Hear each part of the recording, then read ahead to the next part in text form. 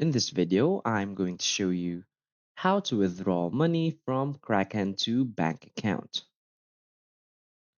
So please watch the video until the end and follow this tutorial step by step to avoid making mistakes. So let's get started. So the first thing you want to do is to sign into your Kraken account and click the withdraw button. And you can also navigate to the withdraw page by clicking on transfer on the left hand side of your home page. So the first drop down menu will be the pre-populated with your available cash. So if you wish to withdraw a different currency than the one shown, you can use the search bar to find your preferred currency. So now you want to add a new bank account if you haven't add one.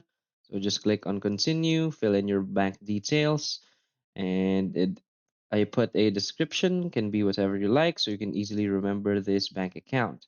Also, you want to put the name on your bank account, and after adding a bank account, you can just simply request a withdrawal.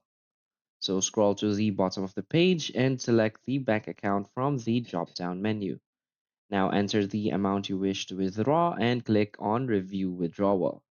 So do not use punctuations or currency symbols. Just use 1000 instead of 1000 euros. Check that the details are correct and click Withdraw to confirm the withdrawal.